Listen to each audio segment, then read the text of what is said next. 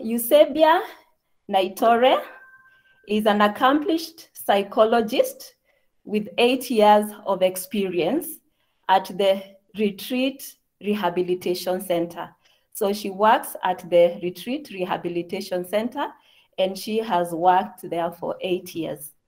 Now, the Retreat Rehabilitation Center is a center which focuses on mental health and substance use disorders.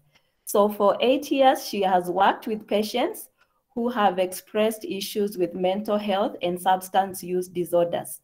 The main goal of this institution is to restore hope, healing, and health to substance abusers and other mental health patients. Eusebia is also an associate of Kenya Counseling Psychological Association, and she is an affiliate of International Professional Counselors Center.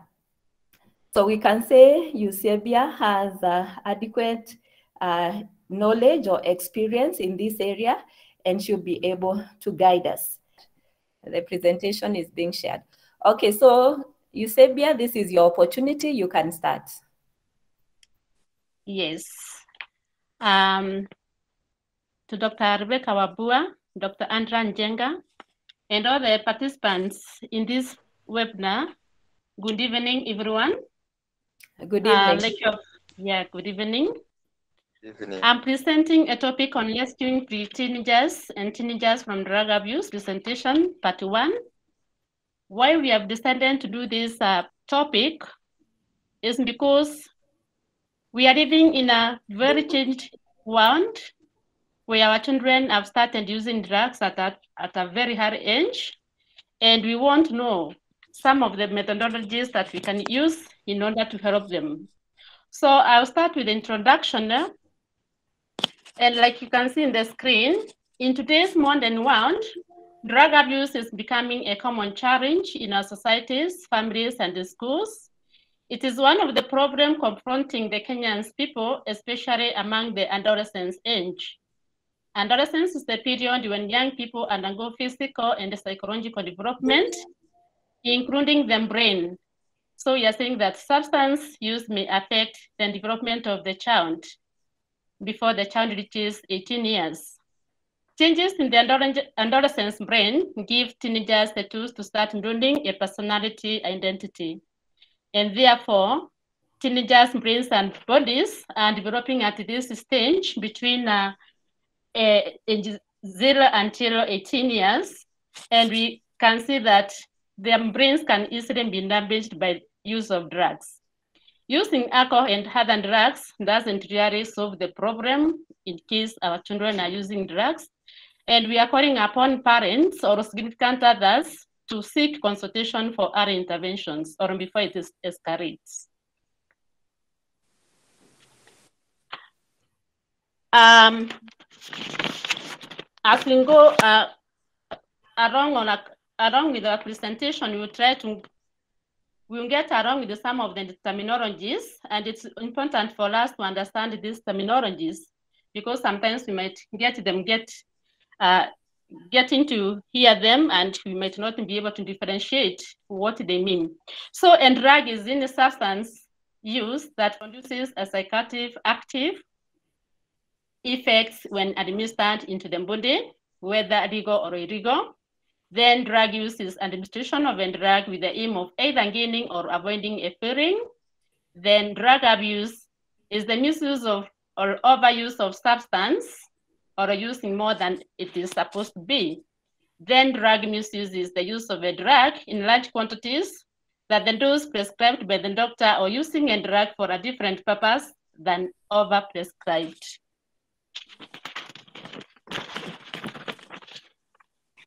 We have warning signs. How do we know that our children? Okay. So we have different types of substances that our children are using today. Probably the one who is using the machine to move to the slide that has different types of substances.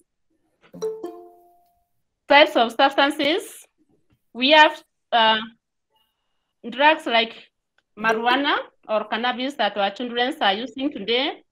We have alcohol that is classified into different types of blends. We have also cat. We have cat. Sometimes it can be called bogoka. We have street names that our children will use them, and sometimes as parents may not be able to know, or even mirror. So some of them we can find in that diagram. We have also drugs like cocaine, drugs like heroin, and you can see a syringe there that is used to inject. So those are some of the drugs that are used, to mention a few of them. And then the months of administration, we realize that these drugs that we have already seen, our children will use them by methods that are listed below, injecting some drugs like heroin. Both children and even adults will use to inject, will use syringes. We have also smoking as a mode of administration. We realize that drugs like cigarettes, bang or cocaine, marijuana also can be smoked. Inhaling, we have inhalants, drugs that can be inhaled, especially those that are like glue. You've seen most of the street children will use the glue, that type of a drug also. Then snorting, tobacco is an example. Some people will use this method to use rather than chewing. So something like tobacco and drug like tobacco will be people will snort. Then swearing. There are some people you will find that do swallow tobacco. There are some different types of tobacco. Swearing is one of the methods. Then also cats. Some of them will chew and they will even swallow. And chewing, marijuana. People will chew marijuana. I think we have seen several people around today. They are chewing a lot and using some drink in order to give them that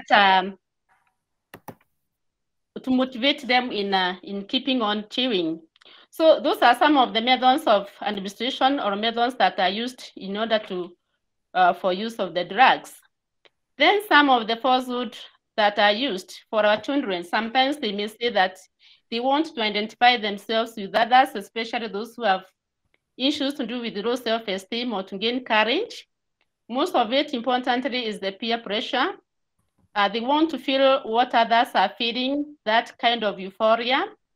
And sometimes drugs are available, and not sometimes, because when you look at Kenya today, there are so many places where drugs are sold. There are several vendors around. Marketplace available. And then for most of the things, the students will see that quick thinking when they're studying, especially hard subjects in school, they'll say that they want to use drugs so that they can be brighter and think faster when answering questions or responding to questions. Then when it is cold, like now it is cold weather, some of them will give false excuses that they want to feel hot to keep themselves warm.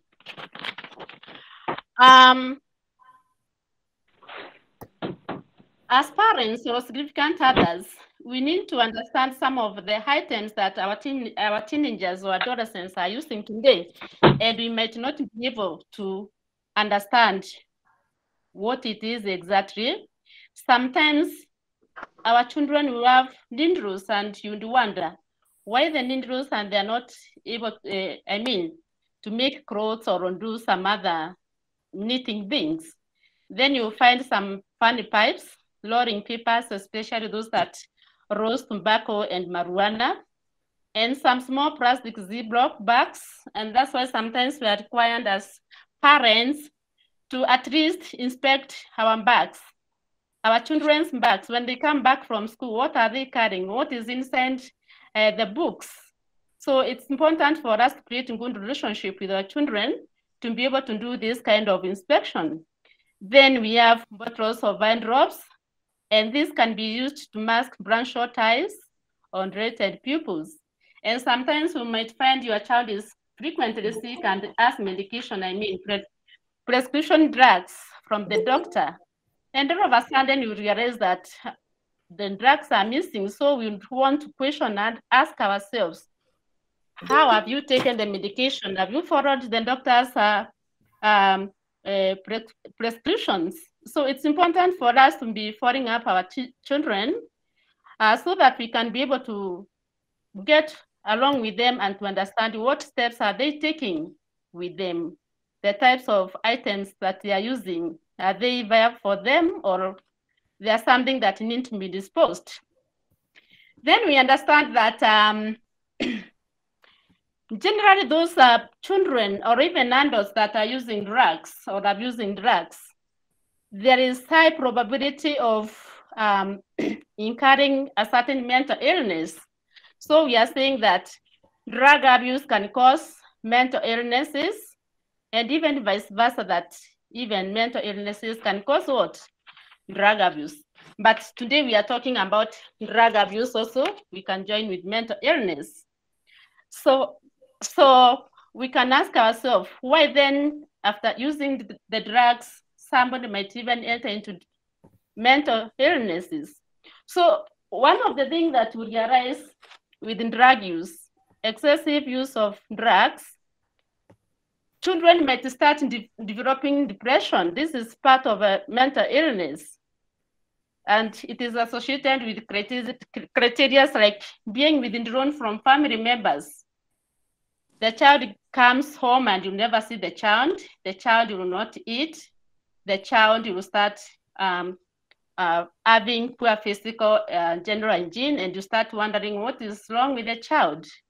The child will start complaining of pains all over. So it can cause depression, and most likely for the children under age 18 abusing drugs, there is high likelihood of getting a disease, a mental illness that is called ADHD. ADHD, in other words, it's attention hyperactivity. Attention deficit hyperactivity disorder. So it affects the children so much so that you realize even concentration in the school, it's becoming worse. Being attentive to the class, to the teachers, to the parents, it's a problem. And so you realize that poor performances in school, and you start wondering what is happening. Although again, I'll say that there's a part that I'll talk about the causes, but mostly the children will have ADHD, mental disorder. Then we have bipolar. This also is a mental disorder that can arise for underage and 18 years teenagers. Schizophrenia can start at a very tender age of from 8 years. Anxiety disorders that is associated with several panics, attacks, and schizophrenia disorder. So these are some of the mental disorders that probably our children might incur when they start using drugs at a very age. And the underlying causes have something to do with genetics. Sometimes before even thinking about anything, we need to explore, to take the history in a very detailed manner to get to understand, is this the use of drugs, or it's because of genetic predisposition in the family? Then we have also mental illnesses, like I said. Then other substance use can cause mental illnesses. Child trauma. You'd imagine a child who was born in a places where there's traumatic episodes, and the child has not been able to be helped, or the parents have not been able to sort treatment through a counselor or a therapist. This can be a problem in the future. It can affect the child to the point that the child uses drugs. Then imbalanced chemicals in the brain. This also can affect the child to use substances in a hurry age. And that's why sometimes we ask the families, at least to have children have, checked by by doctors once in a while to try to find out what is the problem with the child. Then I'm going to leave that part of the research because there's another facilitator who is going to do that. And I'll move now to the conclusion that drug abuse in adolescence can cause changes in the brain, sometimes leading to changes in personality and mental disorders. That is a brief summary of what I've said. The relationship between drug use and mental illnesses, that drug use can cause mental disorders. And those mental disorders can mimic drug use. So studies are encouraged to help find ways to curb drug abuse in adolescents or among adolescents stage. And now that we have problems with the children using drugs, I require upon those people who are doing the research to explore more on this. Then kindly allow me to go to part B. Part B is all about the interventions. When I came in the meeting, I realized that there's somebody who asked, what are some of the modalities that are used to curb drug use or drug abuse among children? And what is required to help children stop using drugs? First of all, for us parents, we are required to create very strong relationship with our children. I mean, positive relationship, because sometimes we are not there. We are not there for them, and especially those who are working. We come in the evening at 9, take our supper and sleep. In the morning at 5 again, we move. So we have no time for our parents to listen to them. What are they saying? How have they been during the day? Who are the friends that they have been with? Any kind of sickness. So we need to be there to listen to them, and just sometimes to have fun for them, to set time aside to have our personal time with our children. So we are saying that family support is very important, and especially for the parents and even to the extended family. Peer group in adolescence is very important. Let's try to have sports or games for our children where they can be able to mingle with others and exercise, do some activities to help them. We are saying that I could, again, I heard somebody saying that recovery program for our children is very expensive. It is expensive because as parents, if our children gets into drug habits, then of course we'll be required to have, we need to be financially stable to be able to help our children, because surely it is expensive. So, and again, like some of the parents who have insurances also can help and so forth. So we are saying that apart from family support and the sports activities, let's also have therapists who can be closer to our children or to families so that they can be able to help when there is need, or to give some interventions, because therapists are trained with the skills to be able to help families who are getting or suffering from this problem.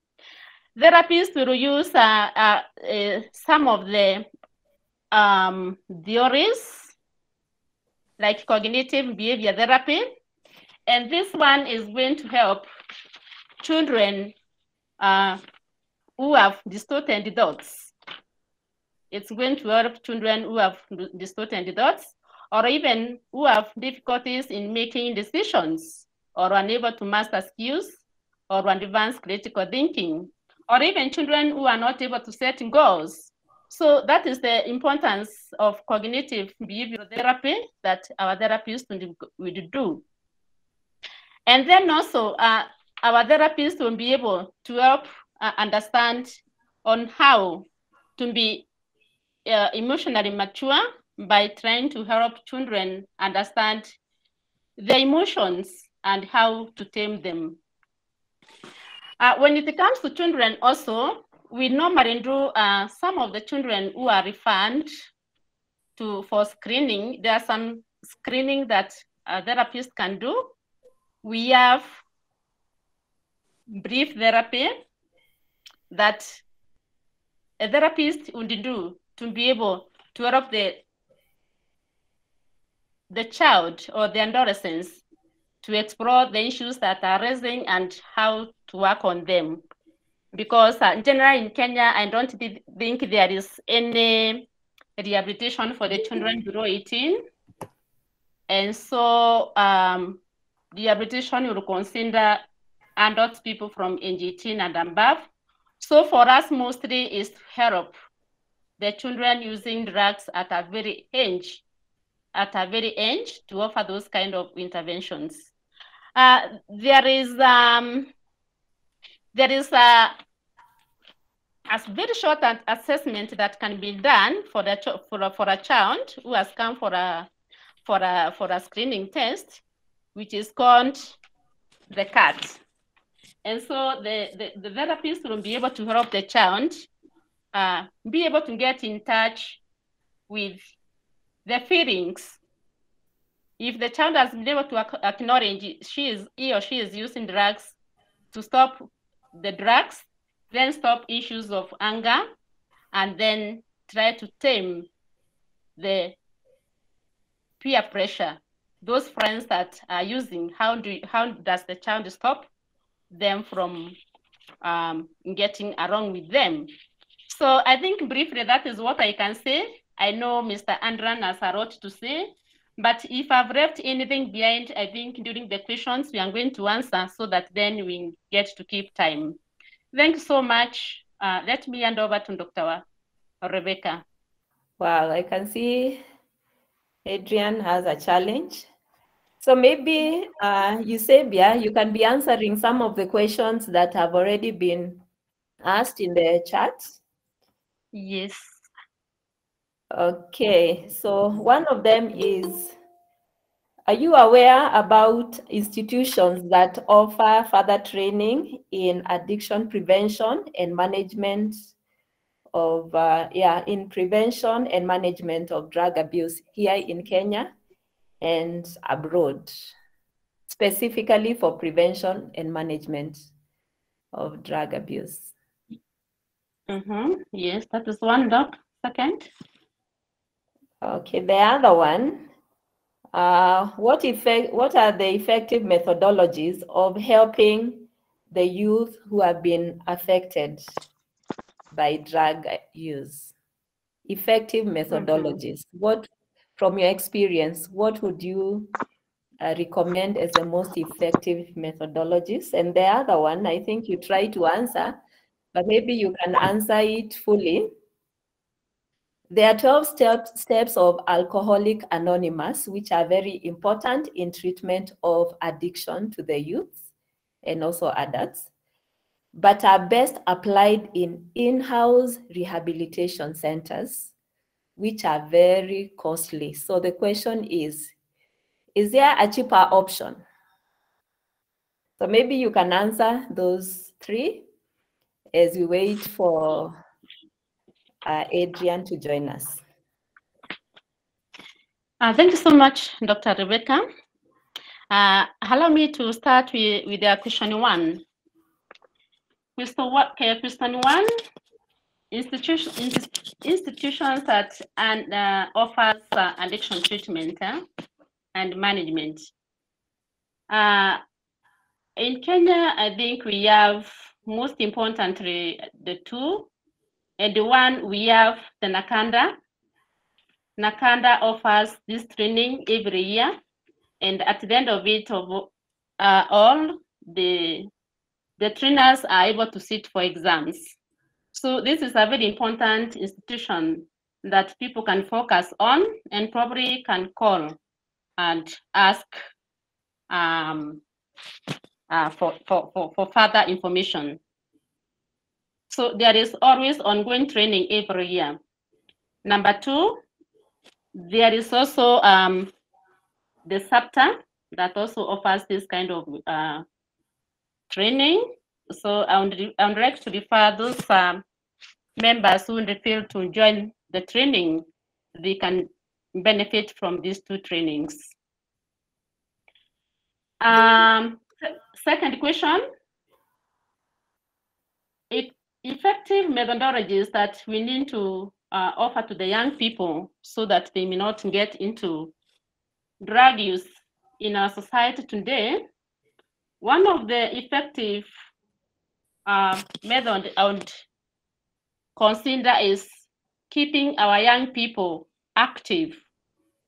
Let us try to see how we can offer them active activities so that they cannot be idle. Idleness, it's not good for the young people, and that's why they might even feel like going ahead and join those people who are using. So mostly in religious institutions or even schools or even families where there's big fields, we can support our youth by providing sports items so that they can be busy. Next one, we need also to try to prepare or offer workshop for the young people, either in schools, institutions, I mean the rangers, so that they can be able to understand the importance of not engaging in drugs. And because I think also education is very important for them and also for their parents to be able to work together. The third one, I would also request if young people, again themselves, they can help one another, because if you can ask these people in schools, they will tell you, yes, I know one of my friends who is using. So if they can be used as a positive tool to be able to reach out to the other young people in schools, because they can do that in a very special way that the other friends would not be offended. So what I'm saying is that if parents are able to then educate their children from the background, then these children are able also to talk to their colleagues, and I've noticed sometimes it work. And then also, I think that is what I can say. Yeah. Okay, thank you for that. The other one is, yes, there is one more that I've not answered. Okay. About the 12 steps Alcoholics Anonymous treatment programs. Generally, the 12 steps basically for adults from 18 and above, because they are the ones who are who have the capacity to join the treatment centers.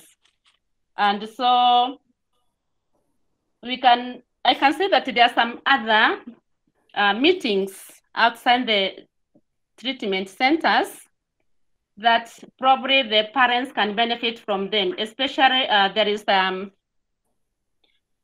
group support that is called the RTN,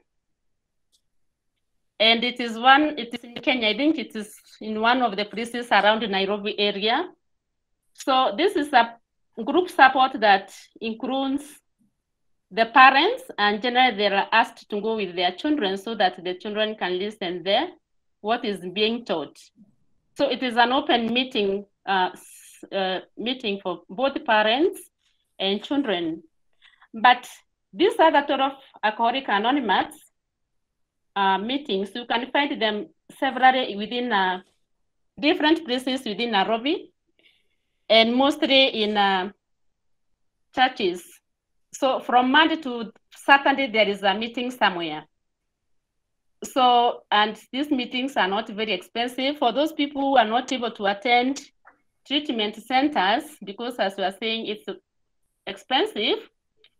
You can encourage them at least to join these meetings, and mostly it is from 12:30 to 1:30 around the Nairobi area, so that they can be able to meet other people who have same problem with them, and they're able to share. Whenever a problem is shared, it becomes lighter. So places that All Saints Cathedral, Basilica, St. Andrews, some of those areas, St. Consolata, Shrine, you can find those areas. For those people who want to take their people there, it's not expensive because in Alcoholic Anonymous, it's not, it's free. People meet and share the experiences, so they don't pay.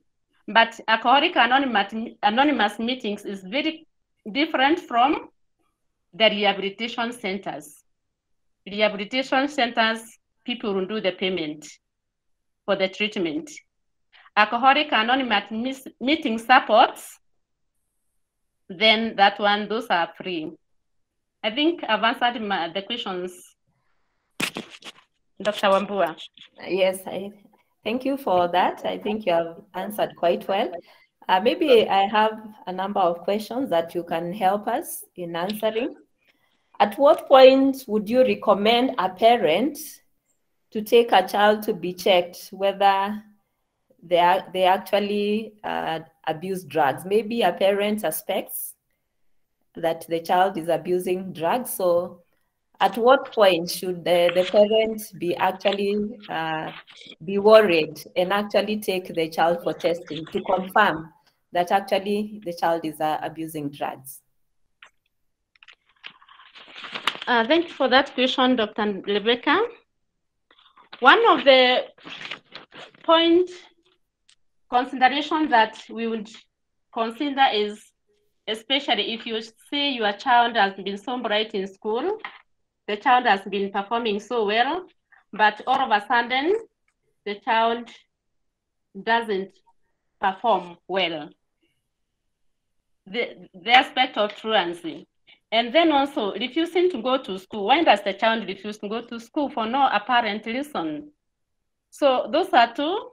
The other one is the child might start complaining of frequent sicknesses. And like I said, you realize that your child has been very cheerful in the house, having good meals and eating, but all of a sudden the child starts withdrawing. So, and then withdrawals then comes also with the lack of appetite. The child doesn't eat. There is that child again is not, the general appearance, cleanness is no more there. And so this is when now we ask the parent, would you mind also checking in the room what's happening? So if probably you find some sticks of a matchbox or a matchbox, then and the child does not reach fire, then there's a problem there. Why is it that there is a matchbox in the room, or the sticks? Why is it that there is some reefs of, some reefs of like skumawik? Then try to relate. Is the child using mirror, chewing cut, or what?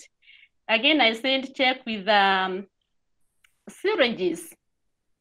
Whenever you find a child with a syringe, ask yourself, has the child become a doctor? So we have seen that syringes will be used for injection using of drugs.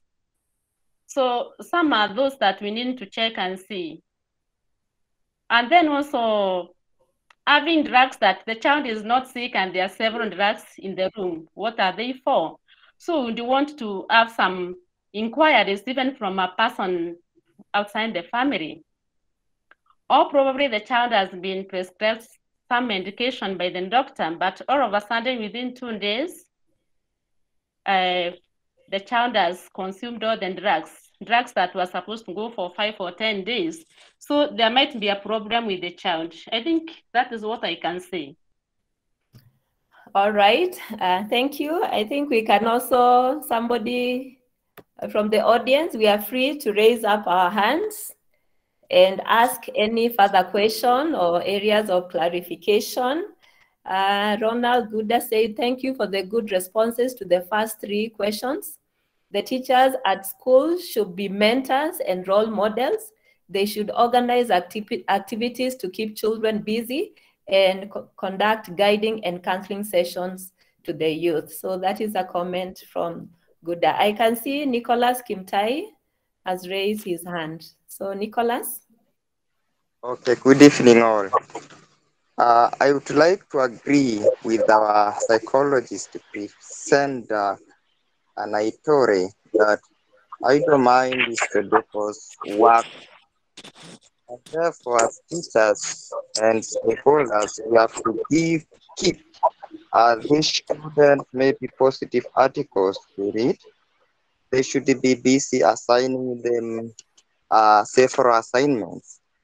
Then you had asked the question that how can you spot a student who uses drugs? I was able to interact with one of them 3 months ago. You have said about change of behavior, like withdrawing from the rest. This student was always busy or sleeping in class, failing in several tests, and being restlessness. I would like to add up on something else that we need to boldly keep reminding our students the importance of refraining from 3 major factors that are likely to influence the above issue.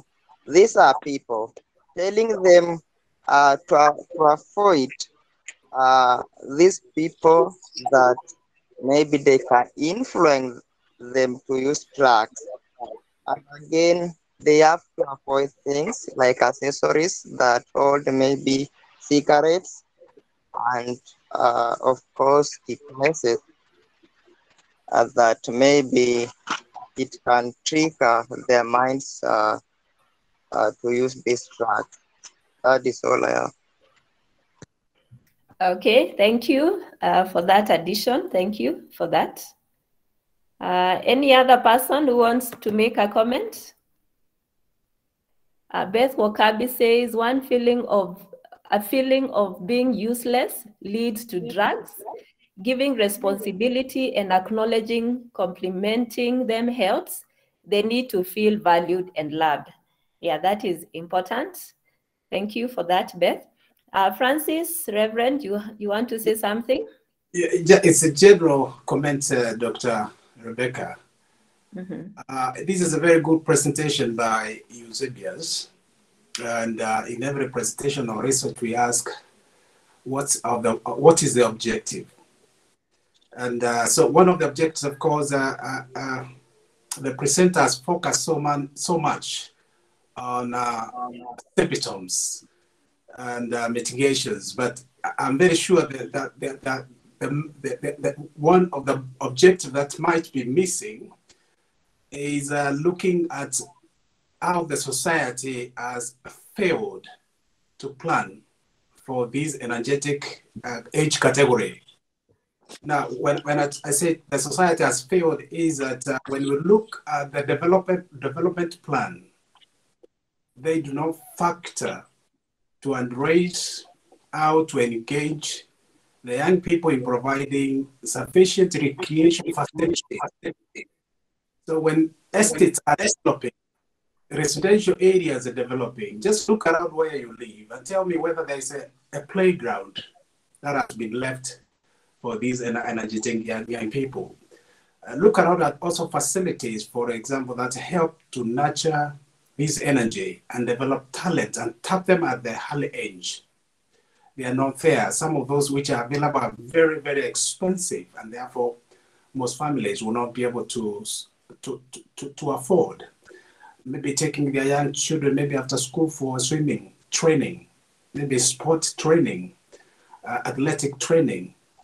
So I think I wish the research also could bring the government into task, because this is a collaborative mitigation that involves various stakeholders in helping to counter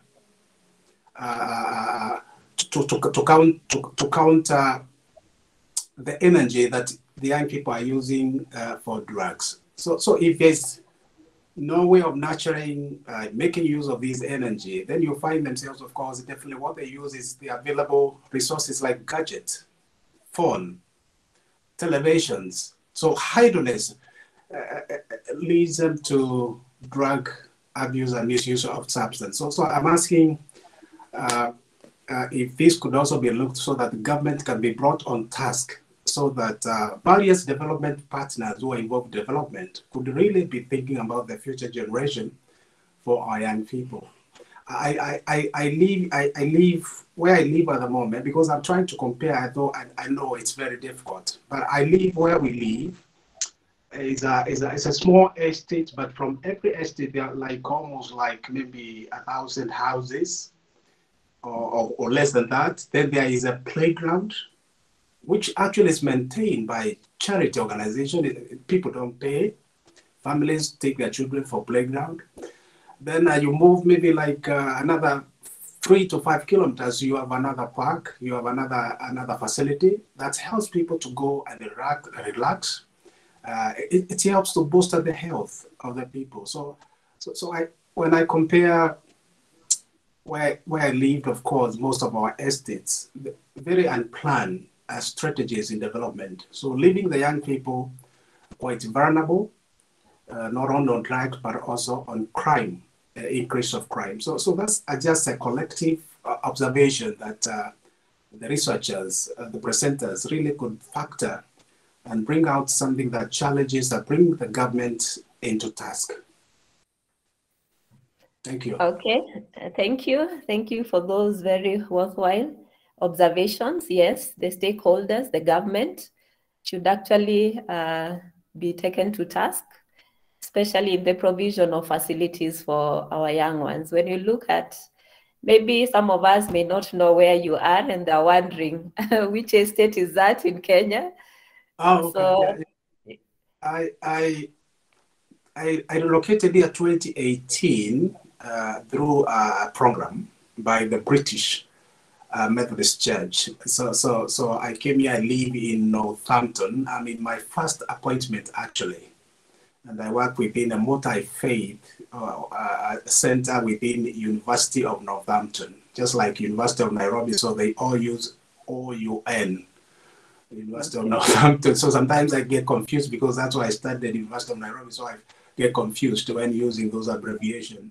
So I live in Northampton, which is almost like 1.5 hours from London. So I live in England. We call it Midland. So that's why it's called Midland, Northampton, which is north of London. Okay. Thank you, Doctor. And Doctor, we worked with her in the university. I will not name the university, but she has been ahead of my department where I've been teaching also when I was in Kenya. And thank you for inviting me. Okay. Thank you. Thank you very much for those very worthwhile observations. Yes, the government should come in and together with the other stakeholders to ensure that the youth have the facilities that they need. Like Eusebia said, some of these youth engage because they are idle and therefore they are easily influenced. Okay, so thank you for that. Do we have another person with a comment? And maybe as we wait for somebody else to give a comment, I don't know whether we have mentioned the most abused drugs by the young people. We have tobacco, we have prescribed drugs. I don't know, Eusebia, whether you've come through that. We have alcohol, miraa, cannabis or marijuana, cocaine, and heroin.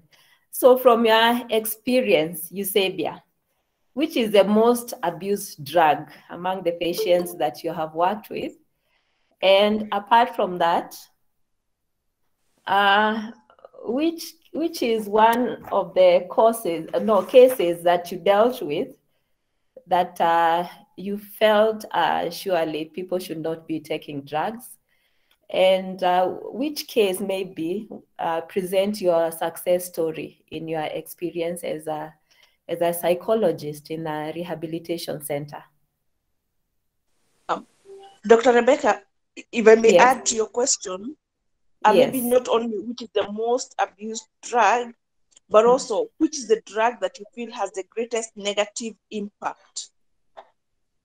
Yes, I think you've stated it better.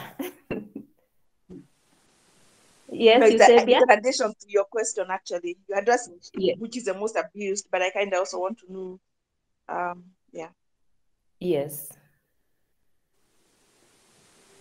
Eusebia, you can put on your mic. Sorry. There was an echo and we muted you.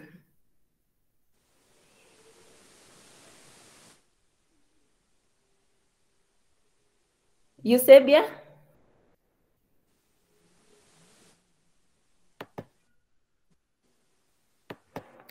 Eusebia, please unmute. Okay. Yeah, sorry for that. I'm saying, yes, can you hear me, please? Yes, now we can hear you. Can you hear me? Yes. Now? Yes. Thank you so much. Yes. Yeah, I'm saying thanks so much, Dr. Wambua and Madam Betty Wakavi, and those of you, of the participants who have been able to contribute in our presentation today. I'm going to answer the first question. There's somebody who was trying to display the presentation. If we can go to the research part of it. I don't know.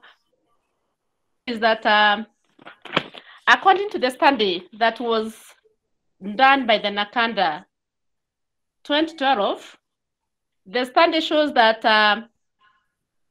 cannabis is the mostly abused drug in Kenya by the young people, marijuana. Then, cat is the most, cat is the mogoka. The mogoka, ama mira. Then the second one is bangi. Third one is cocaine. Fourth one is heroin. And the fifth one is prescription.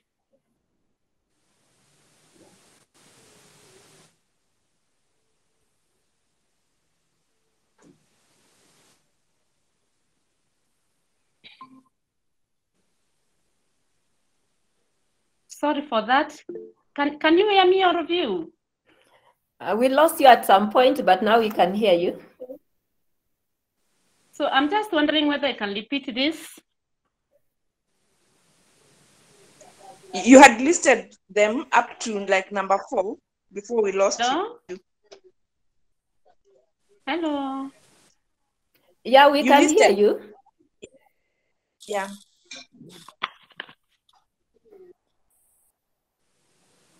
Eusebia, we can hear you. Yes, thank you so much for the person operating. Yes, we can see according to the research by the Nakanda, and first let me start with the WHO 2018.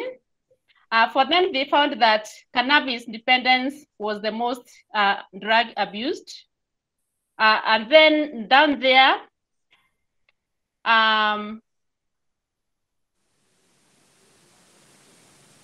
2012, again, they said the Nakanda, according to the Nakanda, they said that alcohol was mostly used.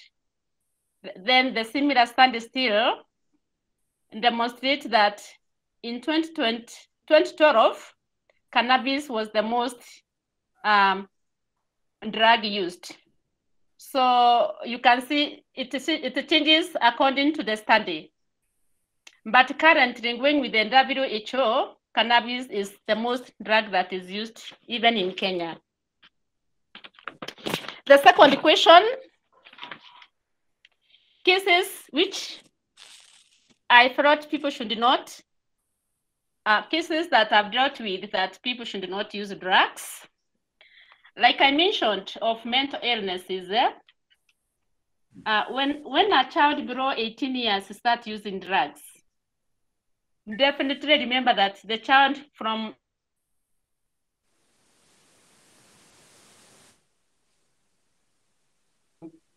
and the child does not grow physically, but we realize that the whole part of the body grows. And mostly the brain of the child also is when it is formed. So if the child consumes the drugs at a very early age, and you imagine also this is when the brain is developing, what do you think the brain will happen with the brain? The brain consists of different parts of, we have different types of brain. And the only part of the brain that I want to mention is the prefrontal brain that is just in our forehead. So that is the most important part of the brain that is affected by the drugs. Even the other parts of the brain will be affected generally, but I just want to mention about the procortex part of the brain. This is the part of the brain that helps us make decisions. And if the child now starts taking drugs at a very early age,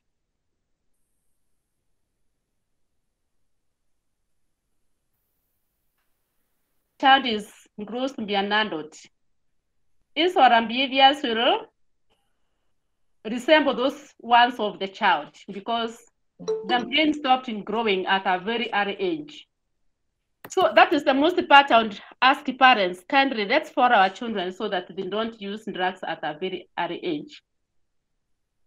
You might find me as a presenter who is 65 years, but my decision making, thinking, somebody would say is like that one of a standard 6 child.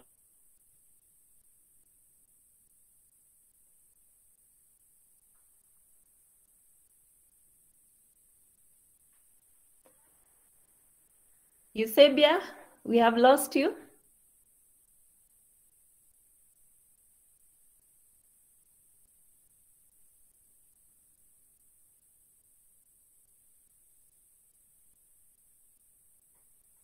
Okay. We lost you. Sorry for that. I think I have challenges with my network. Okay. So that is 1, 2. It is very high. There's very high likelihood that the child may develop mental disorders at a very early age. You'd imagine your child who is abusing drugs, starting treating ADHD, bipolar, schizophrenia.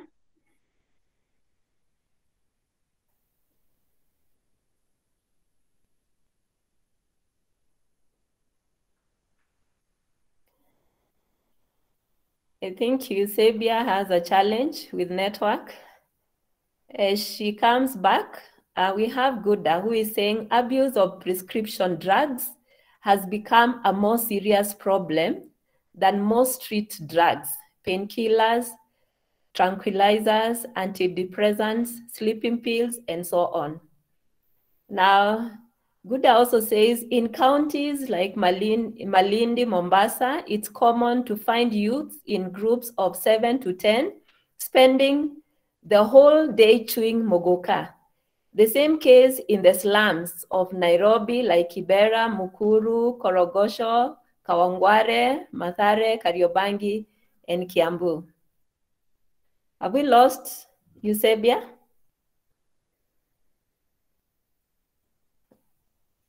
Eusebia, are we together? I think I got lost somewhere, but I'm back now. So yes. Kindly allow me to answer the third question. Okay. Successful story. Yes, let me say that I think you did the introduction in the beginning. I'm working in a rehabilitation center that caters for people with mental disorders, like I've mentioned. And my successful story is that I personally followed clients or patients who have been able to maintain sobriety for several years, meaning that in our rehabilitation center, there is high rate of successful, there is high successful rate. What I'm not able to treat is the long-term mental disorders, because that one now I leave for the psychiatrist to follow up with medication. Meanwhile, I do what is called aftercare sessions. Aftercare sessions are sessions that will help the client or the patient and adjust to the society very well, understand that yes or she has a problem with addiction or substances, or if the person has any mental illness, to help the person keep on motivating the person to understand him or herself, to comply to medication, and to work on those self-esteem that come across with these mental disorders or comorbidities. The last one, there's the drug that has the best negative what? I didn't get that very well on Daktari.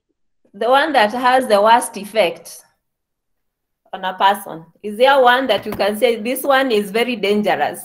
This one, ensure your children don't go near it. Hey, let me say that there's no drug that is good. There's no drug that is good. If, like, for example, I've been using 2 types of drugs, marijuana and alcohol, and I say that I want to stop alcohol and continue using marijuana, I am cheating myself.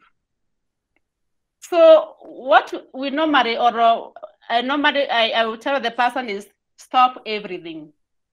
Because one drug will lead to using the other one. It's called cross addiction. And once somebody gets into another drug, then again, there is high probability of getting back into a rehab because there is the relapse. So we would advise people to stop everything. There's no drug that is good.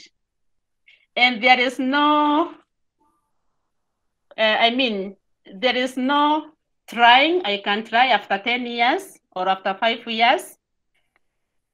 People in addiction or people using drugs, you can always tell them to stop saying, I can use drugs with the confidence. There is nothing like that. But what you can tell them is that have strong will to stop. Strong will, personal will to stop the drugs. Because what I can say, the last thing is that a person will not stop using drugs. There are only 3 things to choose. And it's always going to be very clear. Either somebody will continue going back into the rehabilitation for treatment because it is a relapsing disease. It's a brain and relapsing disease. 2, somebody will choose to maintain sobriety. Somebody will be able to see the challenges, the previous challenges with the drugs, what's happening even currently, and even seeing the experiences from other people, and will say, I've stopped. That is personal will. And we have even learned from the news, we have seen from our families, that even people die because of abusing drugs. So there are very many challenges of using drugs. And that's why it's a call for us all to try to help our children at a very early age before they reach to the extent that is unmanageable. All right, thank you. I think you have answered those questions very well. Maybe the last one, because before we wind up, I can see our time is far much spent. Let me see, somebody was asking a question. Yeah, it's about prescription drugs. What can you say about the abuse of prescription drugs, which has become a serious problem than even the street drugs? Have you dealt with issues where somebody is a drug addict and the main issue is prescription drugs? And maybe you can mention which are these prescriptive drugs. Thank you so much for that question too.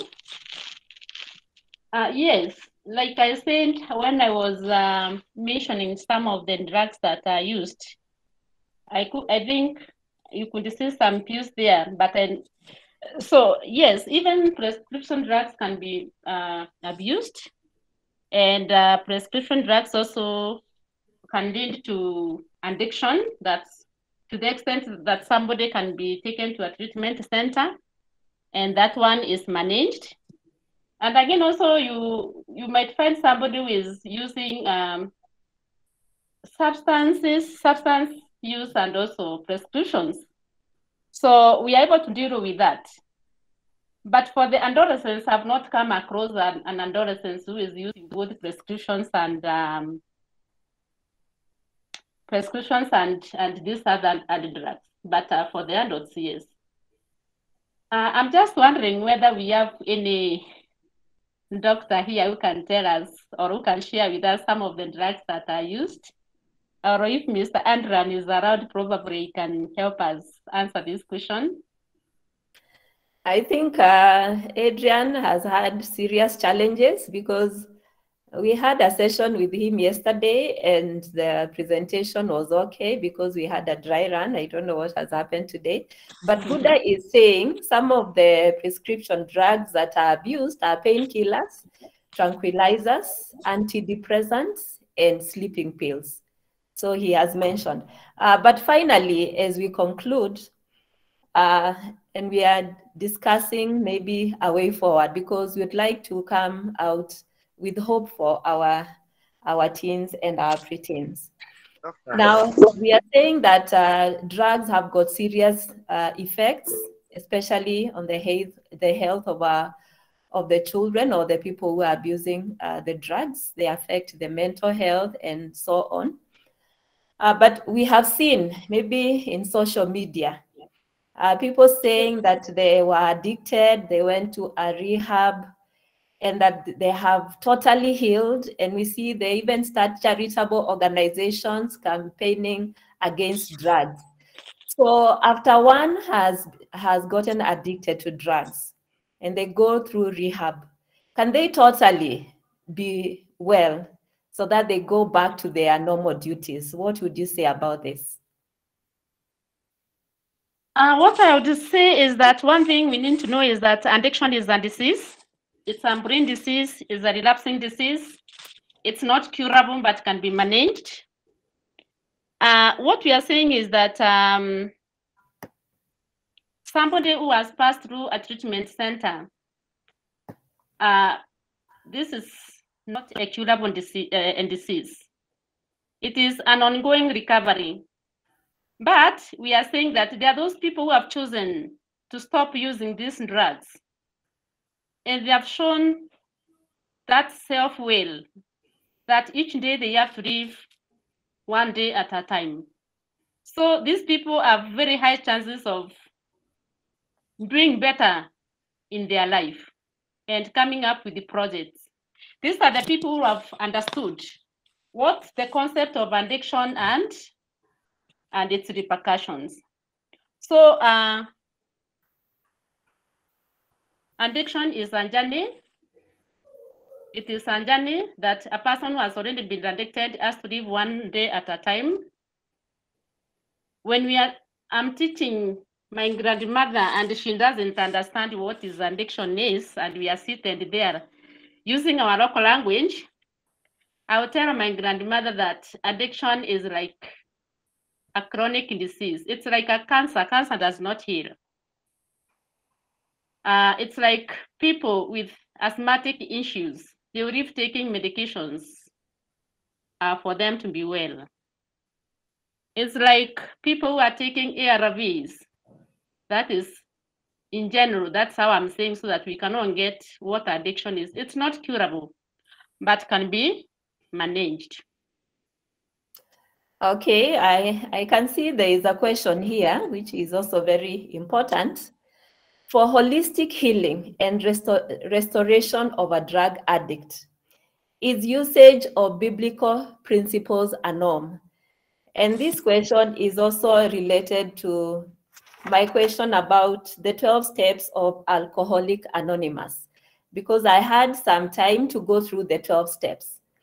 And some of the steps talk about the importance of acceptance. First of all, the person must accept, before the healing journey starts, the person must accept that, yes, I have a problem.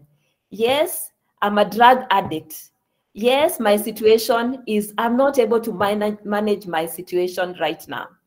Then after that, they must also acknowledge that I cannot do this by myself, but there is a supernatural power. There is God who can help me in this process. So in the treatment of drug addiction, do you apply spiritual principles or biblical principles in this journey? Is it part of the healing process? Yes, we do. Yes, we do, because you realize when patients come in, sometimes they are not settled, but at some point, as they continue the program, then they come to realize the power of God. And that's why we apply the 12 steps program, because it's all about spirituality. Because even the first alcoholics, they were the first people who came up with this method, and it worked for them. So we normally give them some spiritual aspect. There are those who will go for it, and there are those who will not go for it. So we leave it open for them. For some, it works. For others, still no. But I've realized even after this change, somebody will tell you, oh, now I'm going to the church. So like I've said, the recovery journey is a process. It's a process. It comes a time that somebody feels, no, God is not there for me. But as time goes, somebody will realize the importance of the spiritual power. Yeah. Okay. All right. I can see a question from Nicholas Kimtai. Will there be more positive research of drug abuse reduction if experts don't include something like cannabis in books or never talk about it? Because I could remember a workshop where an NACADA expert came to our high school back then, and he joked that he has forgotten to carry the sample of bang, making just students to arouse their curiosity to know more about it.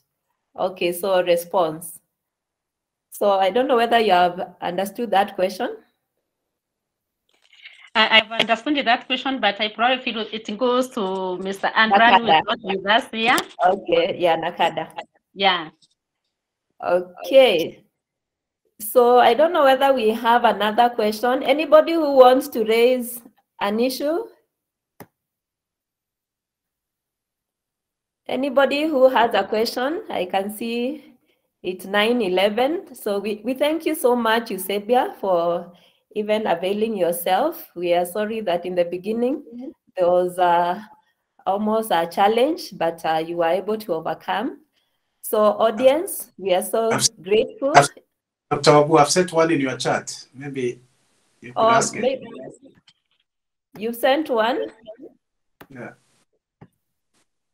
Maybe you can read it because I can't see it. You can read it. Oh, yeah. What I was asking the presenter is, what could you tell the pastors if a parent or caregiver brings a young person involved with drug issues? When is spiritual prayers necessary? And at what juncture should the pastor make that a medical referral to a psychological counseling? You know, sometimes there is a problem for pastors to be able to differentiate when this is really a spiritual or something for prayers or something for mental healing. For pastors, I think it is something very hard for them, because they are the shepherd. I mean, they are the shepherd of the flock, and it would be very hard to stand and give directives, spiritual directives to a Christian when your child is involved in drugs. But the first thing I would tell the pastor is, do not feel embarrassed, because the drug addiction has become, it's a global thing. It's not only the issue in Kenya, but it is something that is all over the world, and addiction does not discriminate.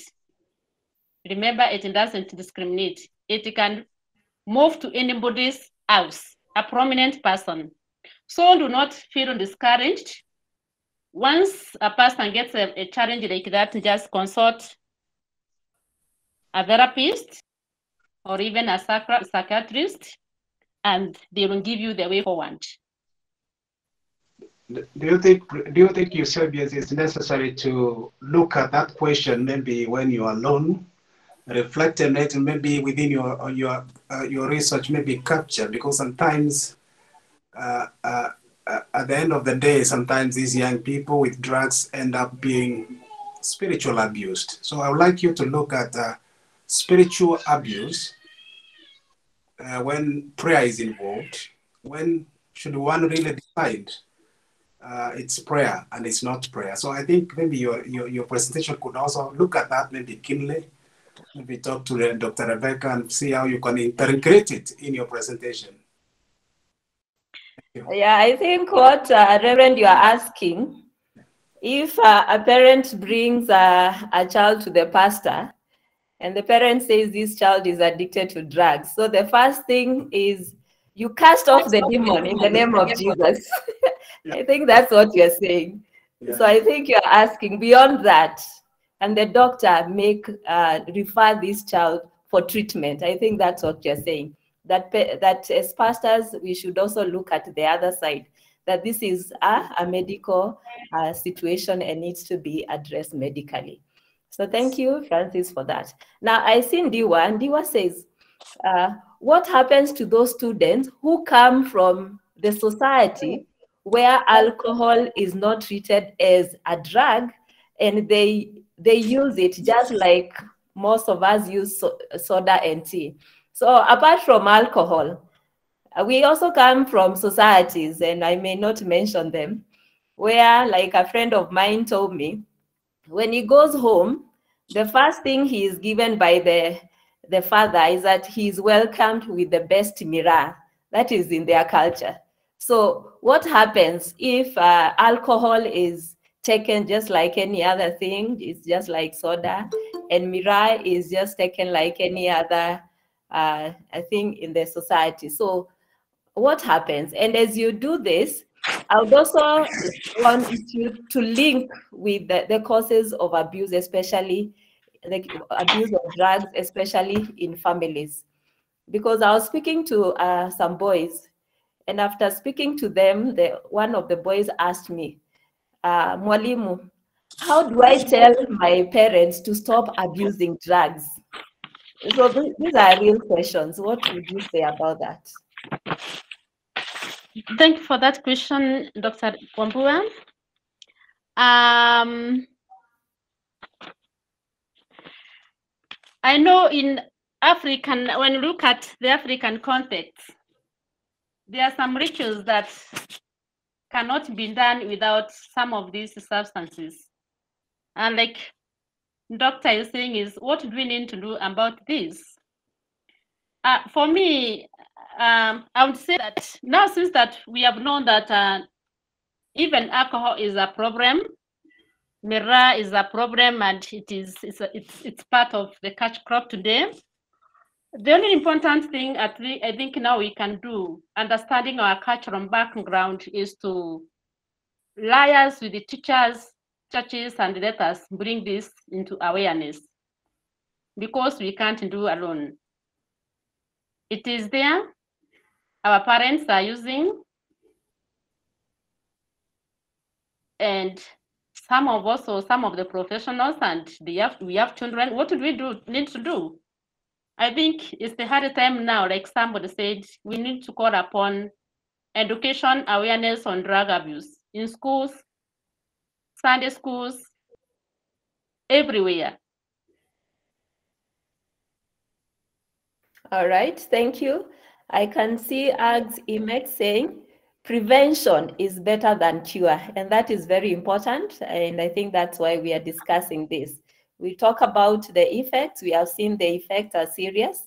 The healing journey is also complicated. Therefore, prevention is better than cure. And the question is, does NACADA or other organizations offer organized drug prevention programs in schools, places of worship, and so on? I think prevention is much cheaper than intervention. Yes, I support you, Imex. We had invited NACADA, and they were not able to log in, maybe because of network issues. But I support you as we are here, the ones who are present. We can start from where we are and continue with this conversation in our churches, in our schools, and so on. Now, Gooda says, Thank you for the presentation. Let me just read. Thank you for the presentation. There are many people who have recovered fully after treatment. It should not be compared to diseases that do not heal. Addicts recover and take charge of their lives. So, as I said, there are some who get transformed, and they even begin organizations and continue impacting the society. I can see another comment from Reverend Francis. To the presenter, when should pastor who is, oh, that's the one that you are asking. Okay, it has been answered. All right, so I think we are coming to the end of our presentation. Maybe Diana Gaki says, Mira is not considered as a drug from the place I come from. How do we assist our people who have such perception? So I think Eusebia, you talked a bit about that. Thank you, Diana, for that question. So presenters, we thank you for tuning in. It's been our pleasure with Eusebia and the organizers of this function to see you attend this function. And therefore, for us to organize another session, I'm sure maybe we did not exhaust the topic. We had Nakada coming, but they were not able to present. But I'm sure majority of our questions have been answered. So in case there is another topic you feel is of great concern or something that we have not fully tackled in this session, maybe you can write it on the chat and then we can do a follow-up and we'll tell you when next we can organize for the session. But for now, in case you have a friend who wanted to log in and they are not able, maybe due to certain commitments, we have recorded this session and we'll be able to share the link and therefore you can share with your colleagues. So is there a question that or an area that you'd like to be answered or a topic you'd like to be discussed in another session? Francis says, are there forms of drug abuse by those who work in health facilities like theaters? Is that theater? Okay. Are there some forms of drug abuse by those who work in the health facilities like theaters? Eusebia, do you have an answer to that? Hello, come again, Doc. Are there some forms of drug abuse by those who work in health facilities like theaters?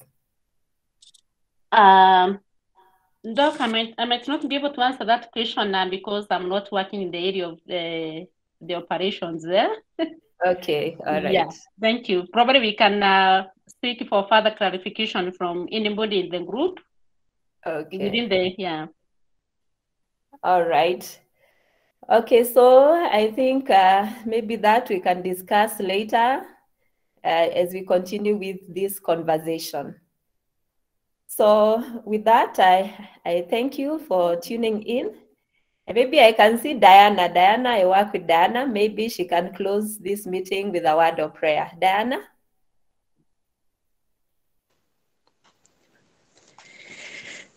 Thank you, Dr. Wambua and everyone. We appreciate the session. It was very educative, inspiring. And thank you for our facilitators. May the Lord bless you. Let's pray. Mighty and everlasting Father, in Jesus' name, we bow before you this evening. We are grateful for your love and mercies. Thank you for this far you've carried us. We want to thank you for the wonderful session that we end this evening.